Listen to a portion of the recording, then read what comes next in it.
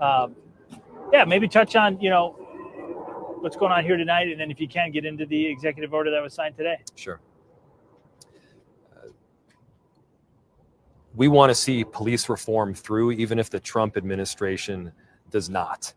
This executive order is about, one, making sure that our employees understand the importance and understand that this work is going to continue whether or not we've got the federal government that's going to work alongside us.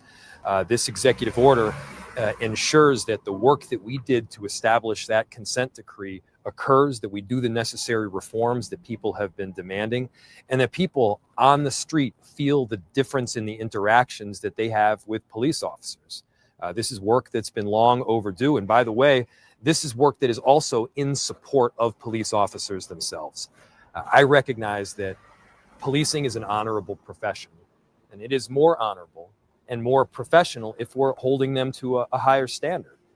Right now, we're at a promotional ceremony for a number of incredible police officers. And our commitment is that when they do the right thing, when they act with that necessary honor, and they are part of the change that we're insisting on, we uplift them. We recognize that work. They get promotions, they get awards. We're going to make sure that we hold them up because they are doing amazing work. And yes, the opposite is also true, where if they fall short of the requirements that we are insisting on, they're also held accountable. Both of those pieces have to be true, and it is here.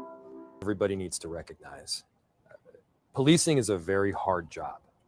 And when our police officers do the incredibly important work of protecting and serving, and they do it with honor, we need to be uplifting their work. They should be getting, yes, promotions. They should be getting publicly recognized, and we need to be holding them up as an example for so many others to follow.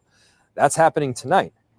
And at the same time, when they fall short of the standard that we have set forth in the consent decree and the settlement agreement, there also needs to be accountability.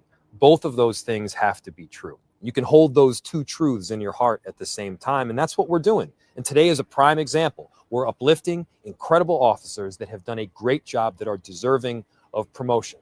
And we're also saying we're going to continue with this work from the consent decree, regardless of whether the White House is on board or not. I put forward and I signed an executive order today ensuring that our employees, we're going to do everything possible to meet every single paragraph of that 169-page consent decree. We've got our city attorney's office doing the necessary work to see what was in the consent decree, what was in the settlement agreement, and how do we make sure that all of those provisions are met. We're making sure that we're working with ALIFA, which is the independent evaluator, so that we can have